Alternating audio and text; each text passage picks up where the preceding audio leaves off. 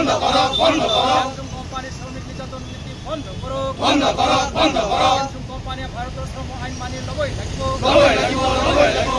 কোম্পানিয়ে ভারতের শ্রম আইন মানি লবই লাগিব। কোম্পানিয়ে ভারতের সংবিধান উলংঘা করার আমি CITU গোটেই ভাৰতবৰ্ষতে আজি শ্ৰমিক সংহতি দিৱস আহ্বান জনাইছে হঠাতে আৰু সেই আহ্বানৰ প্ৰতি আমি সঁহাৰি দি বঙাইগাঁৱতো শ্ৰমিক ইউনিয়নৰ প্ৰতিনিধি ধৰ্মঘট আজি আমি কৰিলোঁ।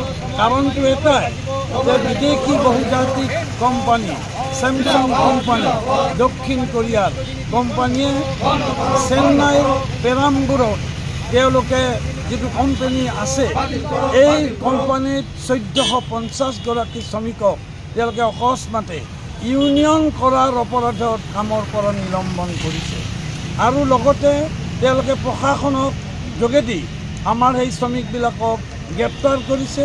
মুকলি হোৱাৰ পিছত প্ৰতিবাদী কাৰ্য কৰাৰ পিছত আকৌ গ্ৰেপ্তাৰ কৰিছে। ইয়াক আমি ধিক্কাৰ জনাইছোঁ। কাৰণ প্ৰচলিত শ্ৰম আইনৰ ভিত্তিত শ্ৰমিকে পঞ্জীয়ন কৰাৰ অধিকাৰ বিচাৰিছিল আৰু নিজৰ দাবী সাব্যস্ত কৰা বিচাৰিছিল। তেওঁলোকৰ এটাই কথা যে তেওঁলোকে ইয়াতে কোনো যিহেতু বিদেশৰ কোম্পানী তেওঁলোকে ভাৰতীয় শ্ৰম আইন নীতি নিয়ম মানি চলিবলৈ বাধ্য নহয়।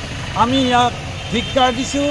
প্ৰশাসনক আমি দাবী উত্থাপন কৰিছোঁ যে তেওঁলোকক বৰঞ্চ তেওঁলোককে আমাৰ দেশৰ পৰা পঠিয়াই দিব লাগে আৰু এই উদ্যোগটো ৰাষ্ট্ৰীয় অধিগ্ৰহণ কৰি সকলো শ্ৰমিকৰ অধিকাৰ সাব্যস্ত কৰক।